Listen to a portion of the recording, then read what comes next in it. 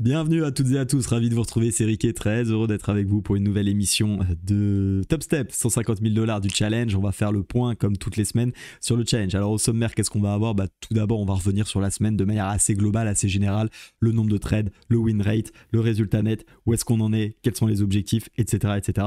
Et ensuite, on va bien évidemment s'attarder à deux trades, le meilleur et le pire trade que j'ai passé dans la semaine, parce que voilà, je vous montre tout, ou quasi tout, hein. Je vais pas revenir sur les 6 ou 7 trades que j'ai passés, ça prendrait beaucoup de temps, pardon. Par contre, je vous en montre deux, celui que j'estime être le pire, donc vous montrer ce que j'ai mal fait, et le meilleur, ce que j'estime avoir le mieux fait en termes de décision. Toujours pareil, hein, pas forcément en termes de résultat net, on s'en fout un peu, hein, j'arrête pas de le répéter. Tu peux gagner un trade en ayant pris une mauvaise décision, et tu peux perdre un trade en ayant pris une très bonne décision, hein. Attention, ce qu'il faut se rappeler, c'est qu'on joue des statistiques, on joue des probabilités, on joue des stratégies, et bien évidemment aucune stratégie à 100% de résultat, donc tu peux être tout à fait dans la stratégie et ça ne fonctionne pas, d'accord?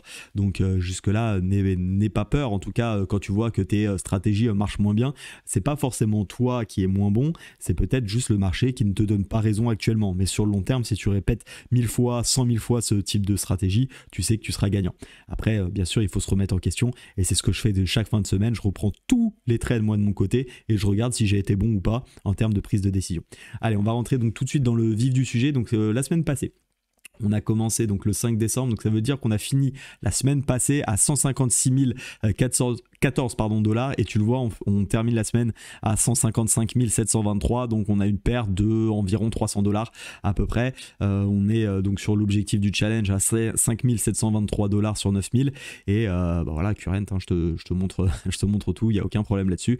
On est à 1000 $ en dessous du plus haut, donc on a eu une semaine en baisse la semaine passée, et on va aller s'attarder maintenant un petit peu au nombre de trades qu'on a fait. Donc la semaine passée, j'ai tout simplement fait 3 jours de trading sur 5, tout simplement parce que vendredi je l'avais annoncé, je pensais qu'il allait pas se passer grand chose, et en effet il ne s'est pas passé grand chose selon moi, en tout cas pas dans mes plans. Jeudi j'avais un plan, on a été le chercher direct sans avoir la possibilité de rentrer et à prendre une petite correction, donc j'ai préféré m'écarter, et puis on va revenir sur ce qui s'est passé surtout lundi, mardi et mercredi. Donc lundi on a démarré la semaine avec un break-even et deux stop-loss, donc tu vois tu as 3 trades, et effectivement j'ai perdu 843 $, donc voilà en termes de trade.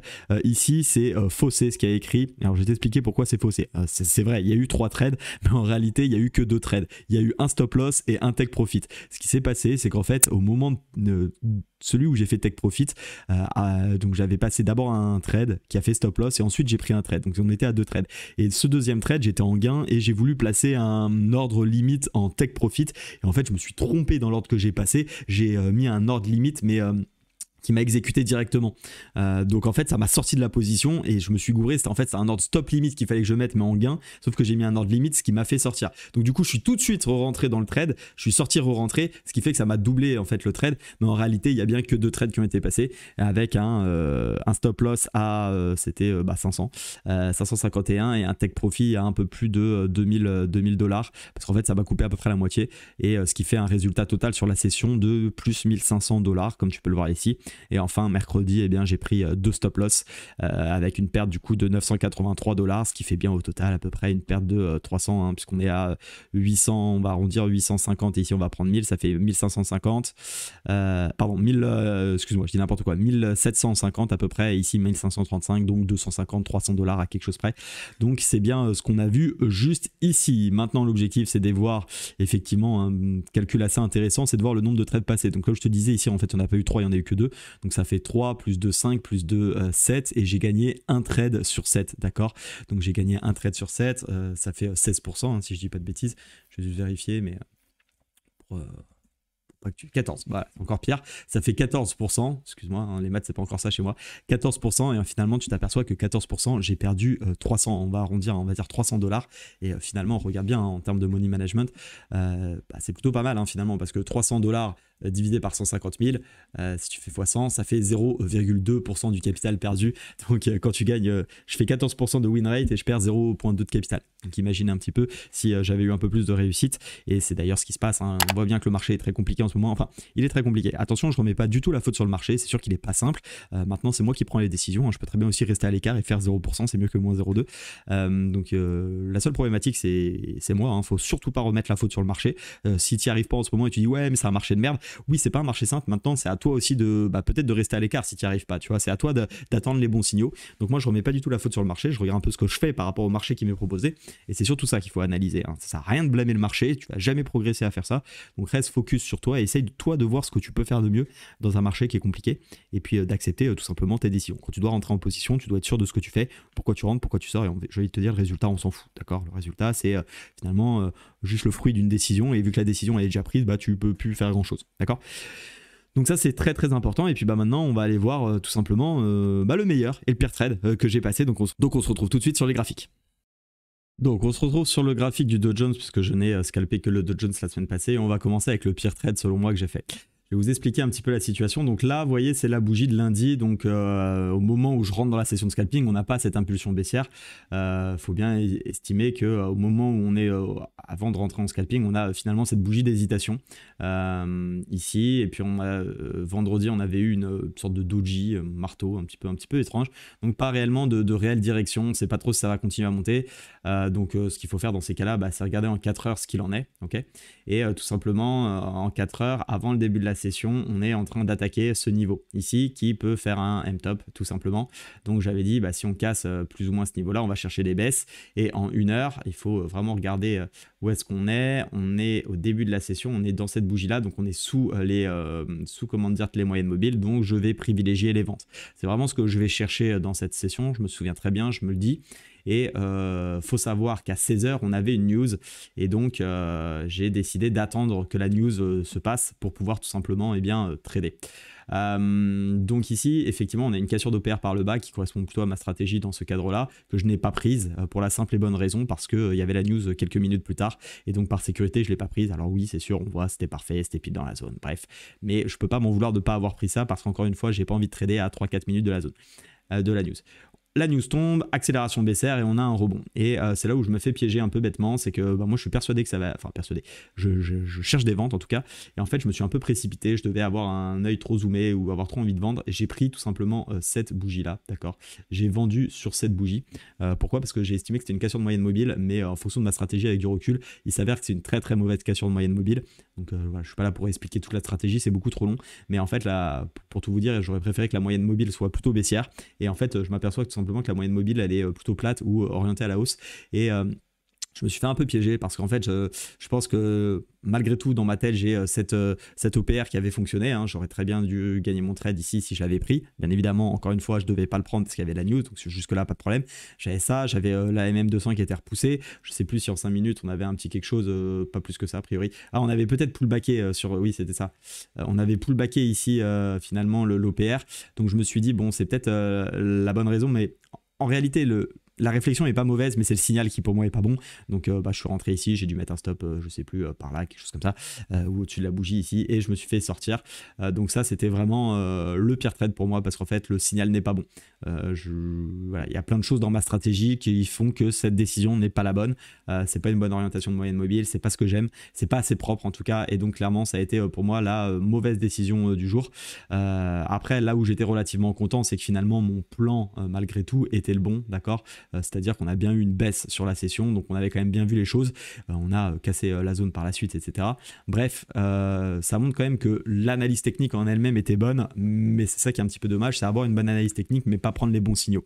Si encore j'aurais pris un bon signal qui ne marche pas, pas de souci, ça fait partie du jeu, mais là le problème c'est que j'ai vraiment pas pris un signal qui pour moi est dans la stratégie, donc c'est pour ça que je m'en suis un peu voulu en faisant le débrief de la semaine, et je me suis dit bon voilà, la prochaine fois il faut faire attention d'avoir bien le signal, même si c'est bien effectivement dans ton plan, il faut juste bien attendre le signal et attention à pas te faire piéger là-dessus. Donc voilà pour le pire trade, et je vais te montrer maintenant le meilleur trade que j'ai passé, et tu t'en doutes, c'est celui de mardi.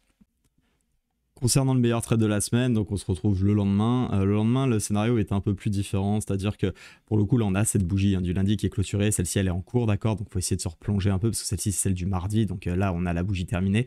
Mais à ce moment-là, on voit qu'on a une belle impulsion baissière. Et finalement, ce qu'on valide surtout, c'est que juste ici, on a attaqué. On est en train d'attaquer tout simplement cette zone verte qui est la zone vraiment du double top avec la mèche. Et je dis tout simplement dans la vidéo du plan, si on casse cette zone, on ira chercher des baisses jusqu'au prochain plus bas et j'avais estimé une petite zone ici, et notamment quand on descend 1 heure, elle est plus simple à affiner, c'était les derniers plus bas qui étaient ici. Donc ça c'était ma zone d'objectif, tout en regardant si j'avais pas une zone un peu plus grande, parce qu'en fait tout simplement de la zone verte à ici c'est relativement loin, hein. Je vous rappelle que j'interviens plutôt en une courte unité de temps, et je vois ici qu'il y a un dernier petit plus haut, bon c'est pas grand chose, mais je décide de le considérer et d'en faire un premier objectif, puis celui-ci un deuxième objectif. Et il y a du bon et du moins bon en fait dans ce trade, très clairement, bon ça reste quand même un très très bon trade, mais il y a quelque chose, tu vas voir, qu'on va pouvoir peut-être améliorer. Qu'est-ce qui se passe? Déjà je vais passer en 1 minute parce que j'ai dans cette session un premier stop loss qui est complètement ok avec ma méthode. C'est simple, c'est la cassure d'OPR 1 minute, et en 1 minute en fait je prends cette cassure d'OPR, donc quand cette bougie vient casser, je positionne un ordre, je mets un stop loss au-dessus de cette bougie là, d'accord, et finalement je me fais sortir, donc je prends une première perte, et je prends jamais 2 fois le même signal. Donc ce que j'ai pris c'est tout simplement, j'ai repris quasiment le même signal, mais cette fois-ci faut que je retrouve ça, voilà, ici, mais je l'ai pris en 5 minutes pour le deuxième coup, et tout simplement ici comme tu peux le voir on a une cassure d'OPR, et je décide donc de re-rentrer dans l'OPR ici, donc je mets un ordre limite sur l'OPR avec un stop loss légèrement au-dessus ici, je ne sais plus exactement, on devait avoir 35 points. Ça m'étonnerait pas que j'ai pris 35 points, voilà, c'est un chiffre rond. Et donc je positionne mon ordre, le stop loss ici, et je vise donc le dernier plus bas vu en 15 minutes juste avant. Ici je rentre avec 3 contrats, je m'en souviens très bien, donc j'ai un premier contrat où je dis bon au moins je sécurise un contrat ici en vente limite, et puis je vais chercher 2 contrats sur cette zone. Et il s'avère que j'ai quasi respecté le plan, mais pas jusqu'au bout. Je vais t'expliquer pourquoi. Donc ici quand on est venu toucher, je me fais exécuter un contrat, donc plutôt très content. Là on est break-even hein, bien évidemment. Et ce qui se passe, c'est qu'on a tout simplement, je vais te montrer, on a le trade qui se déroule, et arrivé à un moment, donc ici on n'est plus qu'à 2 contrats, hein, tu as compris, une fois que ça a touché, on baisse, et en fait, quasiment en allant chercher la zone, moi j'avais vraiment un ordre ici, j'ai cette bougie, d'accord, suivie de cette bougie d'hésitation. Et vu qu'on était déjà à ratio d'un peu plus de 4, 4,5 ici, j'ai décidé de clôturer la totalité de la position, parce que je me suis dit, bon, si ça se retourne, c'est un petit peu dommage. On a quand même fait une jolie baisse, un ratio de 4,5 en challenge, c'est juste exceptionnel. Hein. Moi, franchement, d'habitude, j'encaisse direct. Là, c'est vrai que voilà, on était pas loin finalement d'aller chercher avec 2 contrats, tu vois, le ratio de quasiment 6,57. Donc avec celui qui avait été vendu au ratio de 4,5, on aurait fait quelque chose comme 5 et quelques. Mais bon, j'ai décidé du coup de clôturer la totalité sur la bougie 15 minutes ici à 17h30. Et il s'avère finalement sur la bougie suivante, on a été chercher l'objectif. Bon, est-ce que finalement ici ça aurait pu remonter? Oui, probablement. Est-ce que c'est un bon choix d'être sorti? Je me pose encore la question. Je trouve qu'en termes d'exécution de trade, stop loss, suivi du trade, etc., c'est pas mal. Il y a peut-être juste sur la partie profit où voilà, j'aurais peut-être pu attendre encore cette zone. C'était mon objectif. Je pense que j'aurais dû m'y tenir jusqu'au bout. Clairement, en fait, j'aurais eu ici un ratio de, je te dis n'importe quoi, de 1,5. Jamais je serais sorti là-dessus, d'accord? Je serais allé chercher le ratio de 2. Mais là, c'est vrai que bon, il y avait un petit côté psychologique, on va pas se mentir, hein. Ça faisait 5-6 stop loss que j'enchaînais, rien que ce TP là me permettait de quasiment reprendre tous les profits, donc il y a peut-être eu ce petit biais psychologique qui est rentré dans mon trade, je vais pas te le cacher, et puis aussi la structure, parce qu'en réalité maintenant c'est très simple, une fois que ça a baissé, et ça se trouve ça sera remonté, je me serais dit c'est génial. Maintenant la vraie question c'est est-ce qu'il fallait sortir, c'est plus ça, est-ce qu'il fallait sortir? On avait une sorte de marteau quasiment sur la zone en fait, c'est ça qui m'a un peu refroidi, c'est de voir cette sorte de marteau là qui arrive sur zone quasiment. C'est généralement pas très bon signe, on a plus de chances, enfin on a des chances en tout cas d'avoir un rebond, et clairement je suis en scalping, hein, je suis pas là pour m'amuser à attendre que le rebond reparte, etc. Donc voilà, je me pose toujours la question, je pense que j'aurais dû laisser, peut-être sortir un seul contrat pour essayer d'aller rechercher vraiment le dernier contrat ici. C'est discutable, bon, on a fait un très joli ratio de 4,5, on va pas s'en plaindre, hein, bien évidemment si on fait ça tous les jours on sera super content, mais ça mérite quand même de se poser la question finalement. Et là après c'est un peu libre à chacun de se dire oui ou non. Et en tout cas le trade est parti vraiment très très bas derrière. Alors après que ça soit parti là, franchement ça je m'en fous, hein, parce que mon objectif il était ici. Donc que ça continue ou pas, ça c'est plus mon problème, hein. Là je vais pas dire j'aurais pu faire un ratio de, tu vois, je vais descendre ici et je vais dire un ratio de 12. Non, absolument pas, c'était absolument pas mon plan d'aller chercher cette zone, d'accord. Donc je vais absolument pas considérer, tant mieux si s'y a été, s'y était pas c'était pareil. C'est plus cette zone là qui m'embête un peu, là où je vois cette touchette. Est-ce que j'aurais dû patienter un peu? Est-ce que j'avais vraiment un niveau d'invalidation? C'est très compliqué à dire. On était en 5 minutes, on était voilà, sur ce... Non, pardon, on était ici, je voyais ça stagner. Bref, j'ai craqué, hein, faut le dire, hein, j'ai craqué, j'ai préféré sortir. Est-ce que c'est une mauvaise décision? Je sais pas, j'ai aussi sécurisé un ratio de 4,5, c'est énorme. Donc voilà. J'espère que ça vous a plu en tout cas cette petite émission, hein. Comme d'habitude l'objectif c'est de montrer un peu ce que je fais, vous montrer que surtout ne rien vous cacher, hein. Moi quand je parle sur mes vidéos c'est pas je dis ça comme ça, je dis pas ça pour vous faire passer des trades ou autre, je vous montre exactement comment je trade et ce qui se passe. Il y a des gains, il y a des semaines en très forte réussite, des semaines en moins forte réussite comme celle-ci, il y a des semaines flat, bon surtout comme celle-ci d'ailleurs, et puis il y a des semaines vraiment à perte, ce qui est pas trop le cas de celle-ci, hein. Quand je perds 300 $ sur 150 000, je vais pas vraiment estimer que c'est une perte. Donc voilà, j'espère qu'en tout cas ça vous a plu. Excellente journée à tous, n'hésitez pas à vous abonner si c'est pas déjà le cas, et on se retrouve très vite pour de prochaines aventures. Ciao ciao.